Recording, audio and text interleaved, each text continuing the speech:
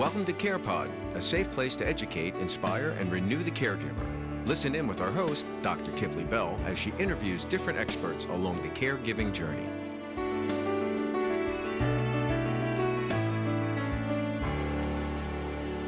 So I am here with CEO, co-host, and founder of Next Level University, Alan Lazarus. Really happy to sit with those who inspire, as you all know, right? To give us encouragement, to help us caregivers dig deep during times when the outlook, the view may be dim, and we not only have to encourage ourselves, but those who we're caring for. So just happy to bring Alan along to give us a dose of inspiration today. So welcome. Thank you for joining me. Gratitude first, always. I like to sandwich everything with gratitude, everything that's aligned anyways. This is very aligned, and I am grateful to be here. I do not take it lightly to speak into the lives of other people, because ultimately what has your attention is determining what you say, think, feel, do, and believe, which is determining your future. So I don't take it lightly. Thank you so much for having me. Absolutely. Absolutely. So I ask all my CarePod guests their why. So I'd like you to share with me, how are you next level? What took you down this path, and how do you help others get there? Yeah, so my why, I have a folder actually called My Deepest Why, and anytime anyone's ever reached out with any form of thank you or you've changed my life, and there's everything from 2.5-minute audios to testimonial videos to paragraphs all the way to just thank you so much, that was a great coaching session. And I have them all saved in a folder. I started when it was very small 7 years ago, and it's now thousands and thousands Amazing. in there. Yeah, it's really cool. And anytime I'm down and out, I actually go to that folder and I just see the impact that I'm having, because when you're down, it's very hard to get back up sometimes and to wonder, like, why am I doing this? Particularly when you're failing. Or for me, the biggest challenge is just relationships that go south that you never expected to, or people that just treat you horribly unjustly out of envy or whatever it is. And that's when I go to that deepest why. So what is my why? Ultimately, it's impact and legacy. Legacy is a deep belief in a impact far beyond your own life. But underneath that is really self-improvement. I didn't find self-improvement until I was 26 years old after a tough car accident I got in. My dad died in a car when he was 28, so when I was 26, I got in a bad car accident, and physically I was okay. Fortunately, I was in a very safe vehicle, but it was not a fender bender, and I questioned my life after that. And that's when, there's that quote of, a lot of people have a job, some people have a career, some people have a calling, and that in 26 is when I found my calling. And my calling is written on my whiteboard over here. You are here to reach your own unique potential and help others do the same. Everything else is secondary, and unique is underlined. But ultimately, that's what I'm here for. And I do believe that self-improvement would change the entire world. And unfortunately, myself included, a lot of people are not into self-improvement. And they're not leading by example. A lot of people are talking and not leading by example. And certainly in my childhood, right? So that's what I'm here for. Yeah, and you know what? I love that. Job, career, calling, right? And I love that you speak to accountability. So I think even beyond the hot buzz topics of, self-improvement section in the library or the Barnes and Noble, right? Is saying, you know what? Self-help. Yeah. Is that, I'm accountable for my actions, and this action is no longer serving me or serving those that I love or around me, family, work environment, whatever the case may be. So I think that that's really a profound point to say, you know what, I'm going to check myself. Let me check myself so that I can rise to a level that's, I can release what no longer serves me. So tell me your calling. When you say you were called at that time, why? Because life kind of flash before your eyes, and knowing your history with your own father and the car accident. What was the pivotal moment where you said, you know what, this is my calling to help bring people to their next level? Yeah, so father passed away when I was 2 in a car when he was 28. I had a stepfather from age 3 to 14, and he left at 14 and took his entire extended family with him. Haven't seen or spoken to a single one of them since. And that's literally the tip of the iceberg of, one of the things that's really hard for me at this stage, this is so fascinating, but I actually kind of look like a silver spooner. I look like someone who was born on third base. I'm very intellectually gifted, and I used to be too much of a coward to share that. But Mhm. it couldn't be farther from the truth. I mean, the amount of adversity, there's something called an ACE score, adverse childhood experiences, and I have a ridiculously high ACE score. And so I'm never treated like an underdog, but I definitely was one. And although I do feel very genetically gifted, so I'm very grateful for that. But Mhm. ultimately, my why came to me. Did I choose it? Did it choose me? For some reason, I always was optimizing for fulfillment. And I was always trying to figure out, I used to say this, I used to say, I'm trying to figure out the formula to not end up old and miserable like everybody else. And I said that in my 20s, early 20s, and I kind of said it tongue in cheek, but I meant it. And the reason why is because in my childhood, was actually alarming to look back on. I'm telling you, I mean, half the marriages I saw, they don't even like each other, never mind love each other. And everyone hated their job. Everyone was waiting for the weekends and trying to party. And this is like the mid 90s, early 2000s. So in the US in particular, my stepdad, all that, their friends, they all had a lot of money in the 90s, in the dot-com bubble. And I just remember thinking, wow, this is atrocious. Like, this is not good. And people would tell me, I was 14, I had lost my dad, my stepdad. We went from, boats and ski trips. My stepdad left to, I get free lunch at school now because our income is so low. I don't even know how I'm going to pay for college. And people would say, these are the best years of your life. And I remember thinking, my goodness, I hope not. And I remember thinking, there's no freaking way that's true. There's no way these are the best years of my life. This has been awful. And it turns out that those were the best years of their life. And because they didn't keep getting better. And so for me, the calling, did it find me? Did I find it? I was always trying to figure out how to be fulfilled, not happy. I don't think we know, like, are you happy? Yeah. Fulfillment is different.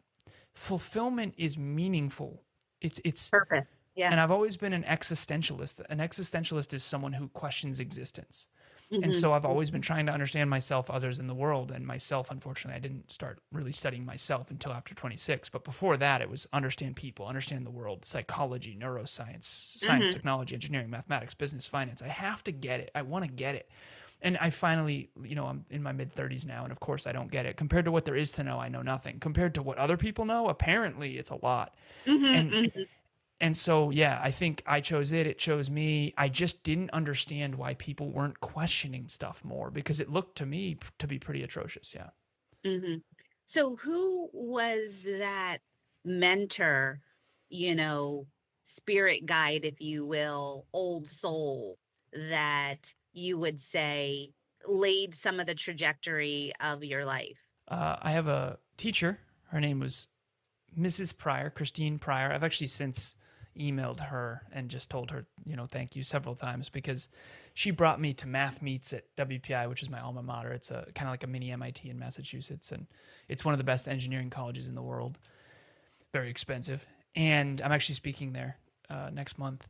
But ultimately, she was sort of there for me during my darkest time. She didn't know this, but she was my Mm. AP Calc teacher, and I just loved math. I was just this weird esoteric. I remember I was in statistics class and the book was wrong and I knew it.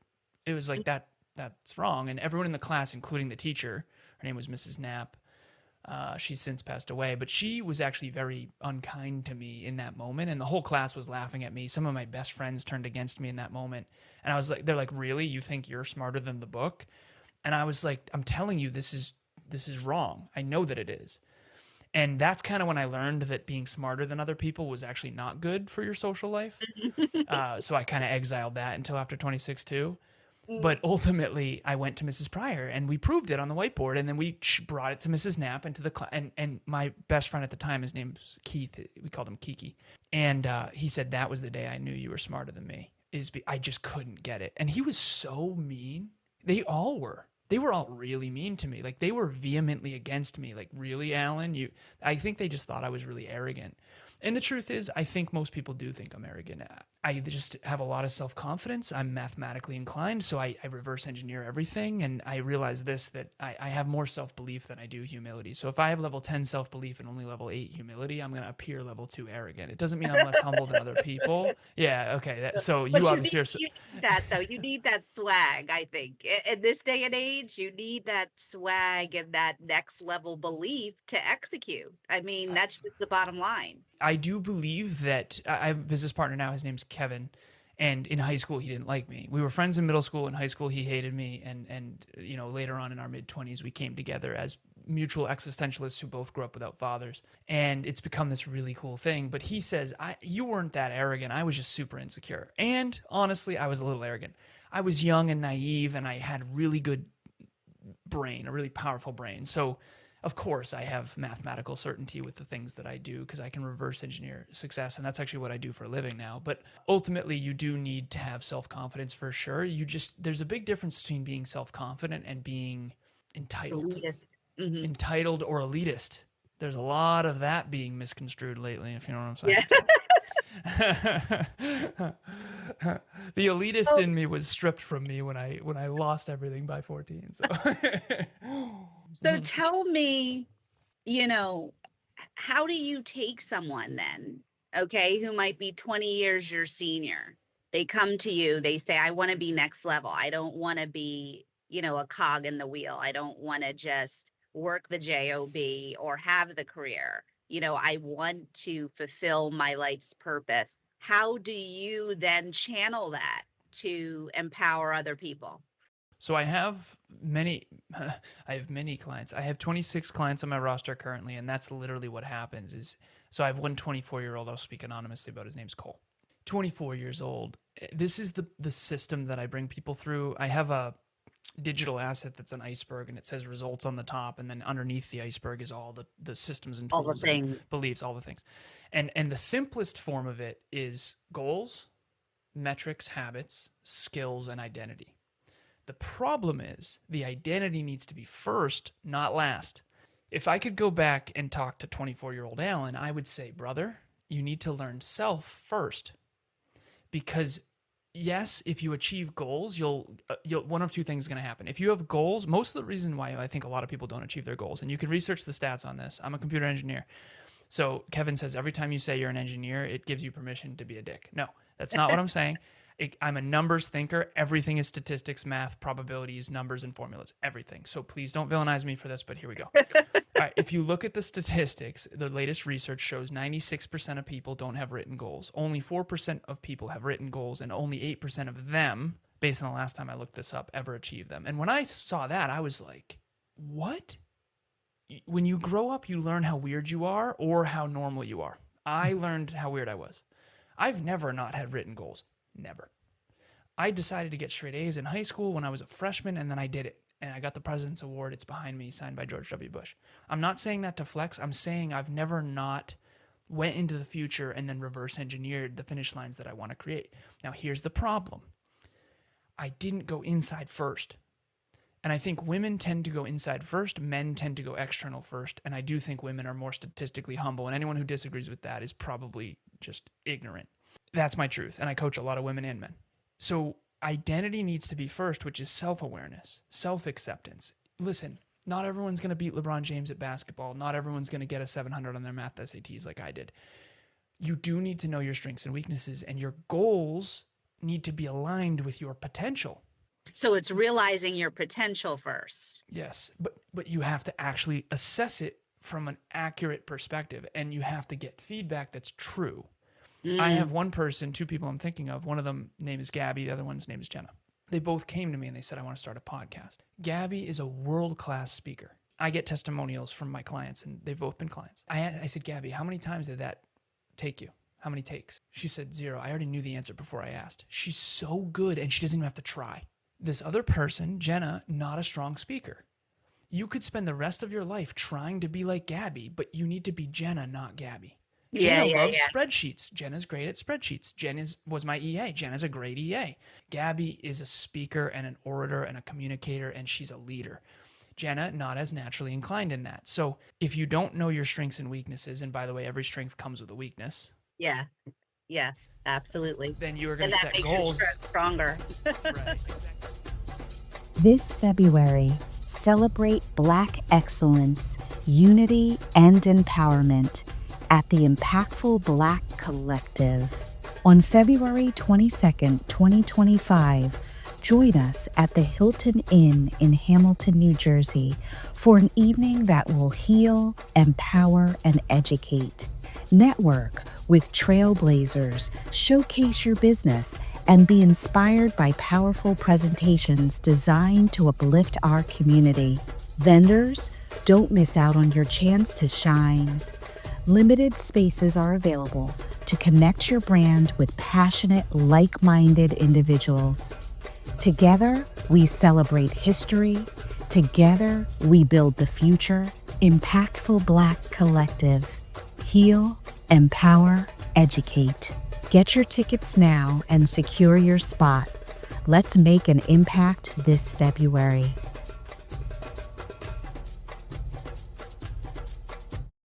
Stronger. Right, exactly. Then you're going to set goals that are not predicated on who you are, which is then you're going to either achieve them and be unfulfilled like I did, or you're going to not achieve them and then blame yourself or blame the world. And when in reality, it's just low self-awareness. So, what do you say to your current generation? You know, in my older cohort who worries about the young people, right? And their arrogance or their lack of goal setting and accountability, all the things. What do you say about the importance of that self check and of that humble journey to your next level? What do you say to those like yourself, the younger version of yourself? Well, so all the different generations I've sort of studied, and there's Gen Z, there's Millennial, there's Gen X, there's, baby boomers, and then there's what's referred to as the builders. And ultimately, as a leader, I've tried to study all of them because I have all the different ones on my teams. There are strengths and weaknesses with each generation. I would say Gen Z is a little more existentialist, which is good. A lot of them are more into self-improvement overall. They're definitely way more emotionally intelligent. Holy crap. However, they are lazy. And I'm not trying to be a dick. They really are. It's like alarming. I do believe there is some entitlement. If you look at the statistics, particularly in the US, and I'm not anti-US by any means, but it is alarming to see how much bigger our economy is than everyone else. So like, we only have 340 million people, but our economy is the biggest in the world by far. And so if you look at the wealth per capita on that, it's one of the highest, if not the highest. And it creates this entitlement of the 4-hour work week, for example. And I like Tim Ferriss, but I don't like that book. And the book is actually good, but the title is really dishonest because Tim Ferriss has worked 60 hours a week every week for his entire existence. No one's going to win with 4 hours a week. You're never going to reach your potential without hard work and grit and humility. That's true. And to me, I mean inward humility, because obviously outwardly I may not seem super humble, but I'm the one who's reading the books. I'm the one who's doing the work. Like I haven't taken a full day off in 10 years and I'm successful in business, but I wouldn't be if I wasn't hardworking. And some days I work 1 hour, some days I work 16 hours, but I never take a full day off. And the reason why is the compound effect. And so maybe you don't want what I want. So maybe you don't have to work every day. However, if you want big rewards for minimal effort, you are screwed.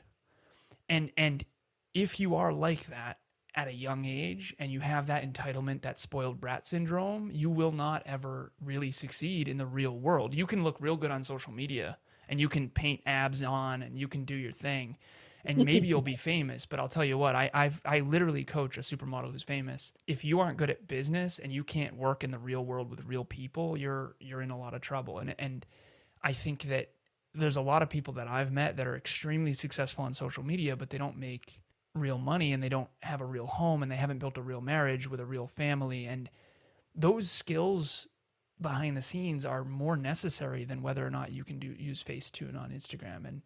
And so every single generation picks on the other generations, and the truth is every generation has strengths and weaknesses. I think that as a millennial, I would have ended up more lazy had I not had so much adversity in my childhood. Mm-hmm. Tell me about your mama. My mom. So when my father passed away, he was 28. My mom was 31. Everything's numbers for me. My sister was 6 and I was 2. I was about to be 3. My mom was a stay-at-home mom. And the one thing that I will give my mom is she taught me this lesson. I really do wish she had led by example more with this. And I feel that way about everyone, not just my mom. I mean, if you're not leading by example, just shut up. Seriously. But I never used to have the courage to say things like that, but apparently I'm growing up. And it's how I feel though. I can't, like, you'll never hear me say a thing unless I'm actually doing it. I have a journal that we sell. I can't sell it when I'm not doing it. It's like, if I'm not doing it, I just won't sell it. You can literally look at the sales of our journal and it's whether or not I'm journaling. It's funny. But anyway, so I just wish the world was that way, particularly now, right? I mean, Yeah. But anyway, so my mom, she said, aim high and you'll have choices. She said, Alan, you can be a CEO or you can be a farmer. I'm going to love you either way. If you aim high and go for CEO, you can wake up one day and decide to be a farmer, but it does not work the other way around. One time a farmer reached out, said, that's so mean. I can't believe it. Farmers work so hard. I said, listen, I was 7. My mom was just trying to help me understand. Absolutely. I took that to heart. I aimed as high as you can aim. For me, I was like lawyer, politician, president, or it was going to be engineer, MBA, Fortune 50 CEO, like my hero at the time, Steve Jobs, hero at the time. So I did. I took it to heart, and she was right. I have choices. I'm grateful. I have choices. The higher you aim, the higher your standards will have to be. The higher your standards have to be, the less you'll get along with others. That's challenging. Yeah, And the more emotional intelligence you're going to have, the more courage you're going to have, particularly social courage. Because if you want people, right, people don't tell you this, but if you're a statistical anomaly, you're not going to belong as much. And if you want statistical anomaly success, like if you really do want that mansion on the ocean, you can't try to fit in your whole life. Yeah. But you have to be a leader and learn how to lead. Leading and fitting in are two different things. And my goodness, if I could teach myself that. And it goes back to your core message, which is know thyself, because you're going to have to be comfortable being with yourself the majority of the time. If you want to go to that A+++ level, absolutely. Yeah. Unless it's all built about on all your status. products. I want to know all the things. I saw a podcast and a book and academy. And so tell us all about this. Well, first and foremost, thank you for having me. I appreciate it. I've enjoyed this conversation tremendously. You've created a very safe space for me to be me, so I'm grateful. That's the name of the game. It is. I appreciate it. So it's rarer than you'd think, though. But what do I do? So Next Level University, nextleveluniverse.com. Next Level Universe, all things Next Level. We have a monthly meetup. We have a book club I've been doing for 4 years. We're on our 19th book. We have a journal that I mentioned called the Next Level Dreamliner, Achieve Your Dreams 90 Days at a Time. It's how you reverse engineer, your goals, metrics, habits. Stop you there. Let me interrupt you a minute. The book club. So you select books to challenge your cohort of attendees to across business, across different genres. Tell us about that a little bit more. So the book we're reading right now is called The Art of Thinking Clearly by Rolf Dobelli. It's essentially all about cognitive biases and how wildly irrational we all are. And only the people that admit they're irrational are actually rational. It's like a fascinating paradox. But ultimately, we've read 19 books, and it's self-improvement books with self-improvement people. The tagline is Next Level Books with Next Level People. But really what it is if you're humble and you have work ethic and you really do want to improve yourself, you're going to love book club. If you're entitled and you want big rewards for minimal effort, you're not only going to hate me, but you're going to absolutely hate book club, because book club is about looking at where you suck.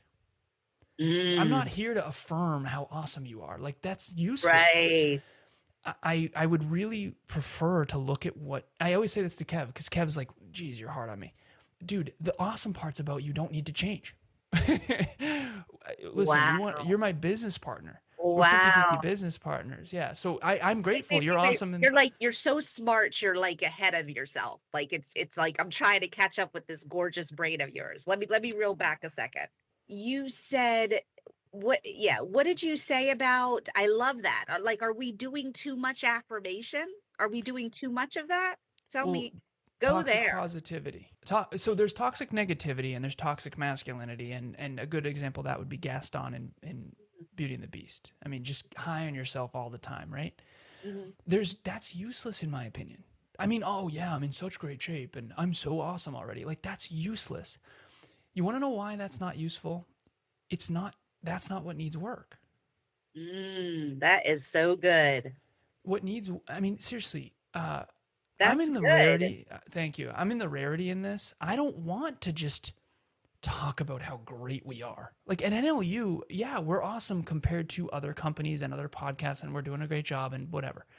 The truth is we're barely scratching our true potential. And we can be better. I was on with my director of our Next Level Podcast Solutions team. We work with 63 podcasters, and the director of the team, the Philippines team, there's 9 of them. And I was on with the director earlier. We didn't talk for even a second about where we're awesome. We now, some people need to do wins first. I get it. You're awesome. Whoop-de-doo. All right. The second piece is, where do we need to get better? Yeah. And so every director of my company has 3 glass balls. We're all juggling a lot of balls. Most of them are rubber. You can't drop the glass balls. And I have my 3 glass balls that I can't drop. One of them is podcasting. So that's why I'm here. The other one's coaching and training. But ultimately, we didn't talk at all about where we're great. Do you think Apple is sitting there going, we're so great? No, they're going, yo, this phone, the iPhone 16, this is the 14, we need to make this thing better. Because if we don't, Android's going to come and take us. And so it's the people who can focus on where they need to improve. I really like that. I like that. And listen, even in the context of caregiving, right? My own transparent journey where I had to check myself and say, you know what? Mom is who she is today, not who I want her to be. So I'm frustrating myself. I'm exasperated. I'm in all the drama because she's not who I knew her to be, this icon of a mother. She's still the icon. She's still the woman that's laid the trajectory of my life. But dementia has put on a different layer of who I perceive her to be. So she makes me better in this current space as a clinician, thought leader, blah, blah, blah, blah, blah, blah, right? But at the end of the day, that's really profound to say, you know, I can do better in the ways I honor her and accepting her for who she is in this space. Even more so in whatever space I'm in, right? Like, I like that. I really do. Because yes, we need to affirm each other, support each other. But if I'm really your friend, if I'm really the one that's going to push you to your quote next level, we need to go to those aspects that are not working at your highest good. I asked my director, Ron, sorry to interrupt you. I asked my director, Ron, in the last meeting, where do Kevin and I need to improve from your perspective? And I said, I know you're not trying to hurt me. I just want to understand. We need a feedback loop. And she said, you're not responsive enough in WhatsApp. I run my whole company through WhatsApp. I was like, that is not news to me. I know that. I think about it every day. But the truth is that's true. I am the bottleneck because I'm not getting back to my team quick enough. Okay, now I take that feedback and I don't personalize it. You're a clinician, so you know personalization. Yeah. Poor me, and how dare her, and I can't believe she said that, and I'm perfect. No, fair. Okay, I'm going to go do better. So self-acceptance and self-improvement are 2 different things, but it needs to be self-acceptance first. I accept that I have a drinking problem. I don't now, but I did in the past. That's the start. You're not going to go work on something that you think is great. Love it. Yeah. So good. So tell me, I need to land the plane. I could talk to you all day. Tell us, how does someone, you know, we're international. They say, you know what, I like this guy. How do I get with him and his team? How do I get plugged into his community, etc.? Tell us all the things. Tell us about the book. Is the book on Amazon? Like, tell us all the ways. It's so funny. I was smiling ear to ear when you said, I like this guy. I'm like, I don't know if I've ever heard that before. I don't feel like a super likable person. Kevin's the people person, right? I'm good at the metrics and structures and engineer. Okay. I'm an engineer. So if you, regardless of whether or not you like me, what I would say is, if you really do want to reach your potential, Next Level University, Next Level You, pun intended, it's a place you go to learn how to reach your potential. And you can reach out. The website has everything. You can reach out on Instagram, Facebook, or LinkedIn. You can email me, alan@nextleveluniverse.com. If you do reach out, please just provide context, because obviously, like all of us, I get a lot of spam. But yeah, if you provide context and you have a sincere desire to actually improve your life and improve yourself, yeah, I'm going to love it. Let's do it. Yeah. Love it. Favorite love work it. in the Love world. it. So give us some nuggets. Close us out. What would you like to say to my CarePod audience?